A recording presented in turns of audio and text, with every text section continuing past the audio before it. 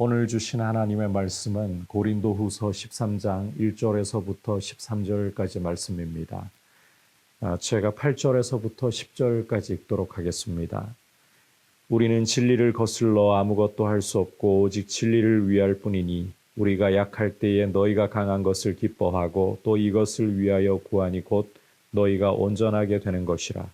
그러므로 내가 떠나 있을 때에 이렇게 쓰는 것은 대면할 때에 주께서 너희를 넘어뜨리려 하지 않고 세우려 하여 내게 주신 그 권한을 따라 엄하지 않게 하려 함이라. 아멘. 오늘 이제 이 고린도후서의 마지막 장인 13장을 함께 살펴보려고 합니다. 이 고린도후서 13장은 12장 14절 이하에서 우리가 이미 살펴보았습니다만 이 고린도 교회를 세 번째 방문할 것을 염두에 두고서 사도 바울이 권면하는 말씀이죠. 오늘 말씀 1절에서도 내가 이제 세 번째 너희에게 가린 이 3차 방문에 대해서 계획을 말하고 있습니다. 자, 그런데 이 3차 방문을 할 때에 사도 바울이 1절을 보시면 이렇게 말씀하는 걸 읽을 수가 있습니다. 두세 증인의 입으로 말마다 확정하리라. 이 두세 증인이라는 것은 확실한 증인의 숫자이죠. 어떤 확실한 증언을 요구할 때에 이 두세 증인의 입으로 말마다 확정한다. 이렇게 이야기할 건데 무슨 일을 확정하겠다는 걸까요? 2절을 보시면 전에 죄 지은 자들과 그 남은 모든 사람에게 미리 말하노니 내가 다시 가면 용서하지 아니하리라. 죄의 문제에 대한 부분이구나. 이 고린도 교회 안에는 앞서 언급한 것처럼 이 사도 바울에 대해서 이 사도권을 부정하면서 악평을 하는 그런 이들이 있고 또 이 교회를 분열시키는 그런 분쟁을 일으키는 사람들이 있고 또 음행을 저지르는 사람들이 있다는 것을 앞에서 보여주었습니다. 이런 사람들, 회개치 않고 이렇게 교회를 분탕질하고 음란을 저지르는 그리고 이 사도 바울을 음해하려고 하는 이 사도권에 대해서 도전을 하는 이들에 대해서 용서치 않겠다. 이걸 다른 말로 이야기하자면 사도권을 사용해서 교회를 바로잡겠다는 것입니다. 자, 계속해서 이 3절 말씀을 보시면 이렇게 하는 이유가 그리스도께서 내 안에서 말씀하시는 증거를 너희가 구하기 때문 아니냐. 내가 사도권을 이렇게 담대하게 강하게 쓰려고 원래 생각한 것이 아니라 너희 안에 내가 정말 사도인지를 여기 이 그리스도께서 내 안에서 말씀하시는 증거라는 게 사도된 증거를 말하는 거예요. 사도된 증거를 너희가 믿지 않고 계속해서 증명해봐라 이렇게 말하기 때문 아니냐. 너희가 정말 사도의 증거가 무엇인지를 알고 싶으냐. 그것은 그리스도를 닮은 모습이다. 너희들이 생각하는 것처럼 이 아볼로와 같이 언변이 뛰어난 것이나 이 외모가 또 남들 보기에 저 사람은 정말 사도일 것 같아. 그렇게 뭔가 이 아우라를 풍기는 그런 모습이거나 이 은사와 재능이 아주 뛰어나거나 그런 것이 사도의 표가 아니라 그리스도를 닮은 것이다.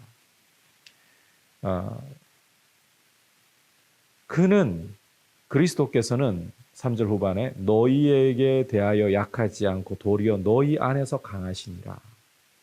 그리스도께서 약하심으로 십자가에서 못 박히셨으나 하나님의 능력으로 살아계시니 우리도 그 안에서 약하나 너희에게 대하여 하나님의 능력으로 그와 함께 살리라. 이 사도의 증거는 앞서 설명한 것 같은 외적인 면에서 찾아야 할 것이 아니라 이렇게 십자가에 죽기까지 복종하신 그러나 하나님의 능력으로 살아나신 그리스도를 닮아서 육체의 어떠한 자랑도 신뢰하지 않고 오직 하나님의 능력을 의지하여 살아가는 그 모습이라는 거예요. 그게 사도의 중요한 표라는 것입니다. 교회의 일꾼의 중요한 표라는 거예요.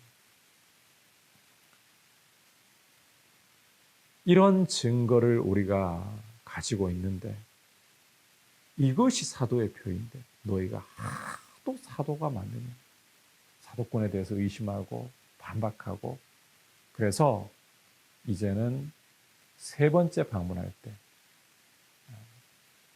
내가 이 회개치 않는 자들에 대해서 이 사도의 권세를 가지고서 용서치 않고 교회를 바로잡으리라. 너희가 구했기 때문이다. 그러면서 사도 바울은 고린도 교회 성도들에게 이제 이렇게 아주 강력하게 도전을 합니다. 5절을 보시면 너희는 믿음 안에 있는가 너희 자신을 시험하고 너희 자신을 확증하라. 예수 그리스도께서 너희 안에 계신 줄을 너희가 스스로 알지 못하느냐. 그렇지 않으면 너희는 버림을 받은 자니라. 이제 이 너희 자신을 돌아보라는 거예요. 정말 너희가 믿음 안에 서 있는지 너희 자신을 시험하고 확증해라. 만약에 예수 그리스도께서 너희 가운데 너희 안에 계신 줄 알지 못하면 버림받은 자다. 아울러서 사도 바울은 계속해서 우리가 버림받은 자가 아니다. 우리가 사도가 되고 그리스도의 일꾼 되었다는 것을 너희가 알기를 원한다. 자, 사도 바울이 이렇게 강경하게 이야기하는 이유는 7절을 보시면 너희로 악을 조금도 행하지 않게 하기를 구하노니 너희가 악을 행하는 자가 되지 않기를 바라기 때문에 내가 이렇게까지 강경하게 말한다. 사도의 이런 권세에 대해서 이야기를 하고 있다. 그러면서 7절 후반부를 보면 우리가 옳은 자임을 나타내려는 게 진짜 목적이 아니라 그럼에도 불구하고 우리가 옳은 자다 이걸 과시하고자 하는 게 진짜 목적이 아니라 너희가 선을 행하기를 원하기 때문이다. 너희가 선을 행하기를 원하기 때문이다. 그러면서 8절에서 우리는 진리를 거슬러 아무것도 할 수 없고 오직 진리를 위할 뿐이다. 우리가 약할 때 너희가 강한 걸 오히려 기뻐한다. 그리고 우리가 진짜 구하는 건 너희가 온전하게 되는 것이다. 사도의 권리를 사용하고자 하는 것은 이렇게까지 강경하게까지 이야기를 하고자 하는 것은 우리가 옳은 자임을 과시하고 우리가 대단한 사람이라고 그렇게 자랑하고 싶은 것, 증명하고 싶은 것 그런 의도가 아니라 너희를 어떻게 하면 선하게 행하게 할까? 어떻게 하면 온전하게 세울까? 이걸 원하기 때문이다. 그러면서 10절에 보면 내게 주신 그 권한, 사도의 권한은 너희를 넘어뜨리는 데 있는 게 아니라 세우는 데 있는 것이다. 너희를 세우는 데 있는 것이다. 이게 사도의 권세의 목적이다. 그래서 이제 사도 바울은 고린도후서를 마무리하면서는 마지막으로 말하노니 형제들아 기뻐하라. 온전하게 되며 위로를 받으며 마음을 같이하며 평안할지어다. 또 사랑과 평강의 하나님이 너희와 함께 계시리라. 이렇게 축복하면서 아름답게 편지를 마무리해 주는 겁니다. 오늘 이 말씀 속에서 참 우리가 주목해 보아야 할 것 중에 교회의 일꾼된 표지가 무엇이냐. 교회의 일꾼의 가장 중요한 표지는 이 외적인 게 아니에요. 아주 화려한 언변, 사람들을 웃겼다, 울렸다, 들었다, 놨다 할 수 있는 그런 언변도 아니고, 저 사람이라면 이 외모에서부터 정말, 주님이 쓰시기에 참 훌륭해 보이는 그런 이 외모를 가지고 있는, 그런 외모도 아니고, 또 가지고 있는 재능과 은사가 아무리 화려하고 뛰어나다고 그것도 아니고, 사도 바울이 제시하는 것처럼 그리스도를 본받아서 육체의 자랑을 십자가에 깨뜨리고 하나님의 능력을 의지하려고 하느냐. 육체를 신뢰하지 않고 하나님의 능력을 자랑하려고 하느냐. 이게 교회의 일꾼의 가장 중요한 표지라는 겁니다.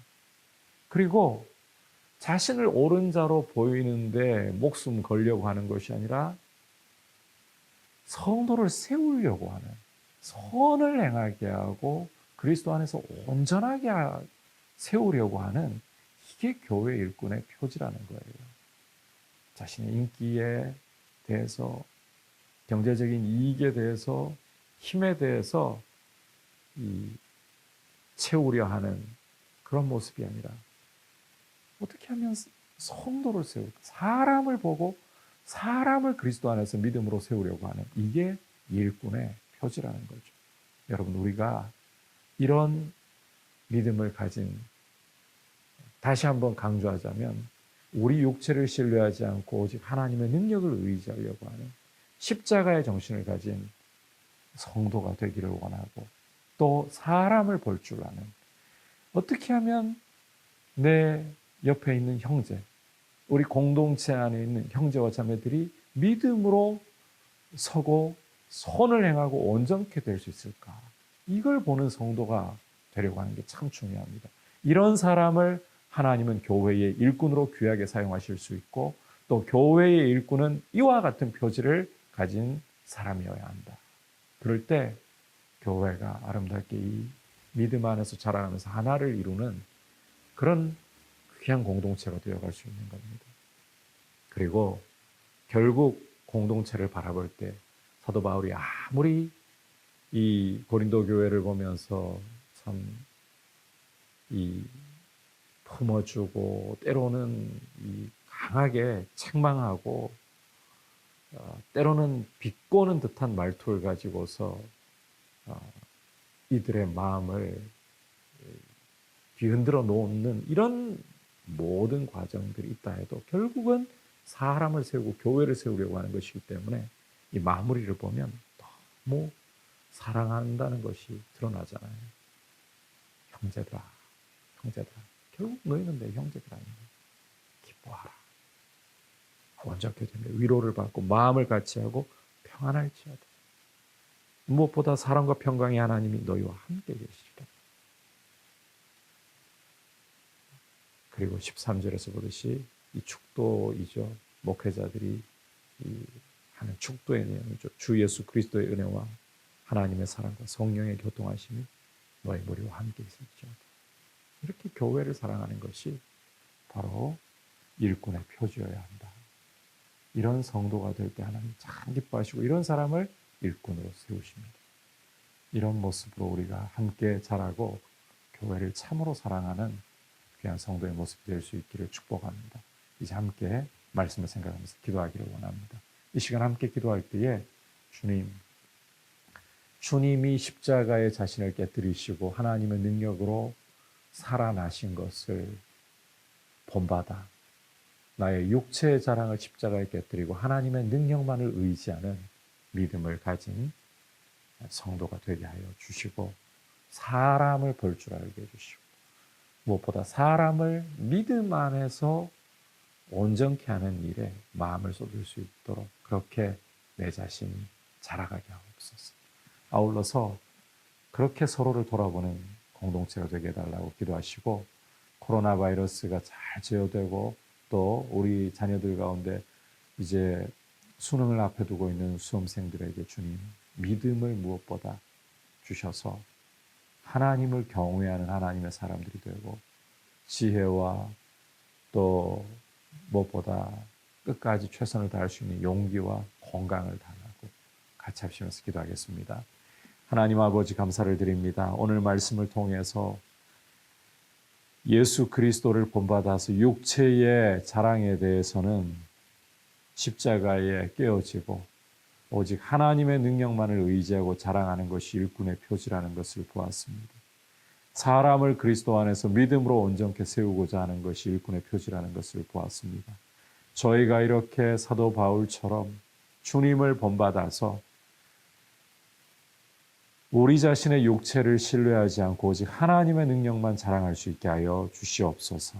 그리고 사람을 생각할 줄 알고 믿음으로 사람을 세우는 일에 우리가 함께 힘을 쏟아부을 수 있게 하여 주옵소서. 아버지, 간구합니다. 이 코로나 바이러스가 잘 제어될 수 있도록 도와주셔서 주님, 거리두기 1단계로 이제 하향된 상황에서 이 모든 일상들이 평안할 수 있도록 돌보아 주시고, 무엇보다 또 수능을 앞에 두고 있는 우리 수험생들 돌봐 주셔서 믿음 가운데 하나님을 경외하고 하나님께 인생길을 맡길 줄 아는 우리 자녀들이 되도록, 또 하나님 주시는 지혜와 총명으로,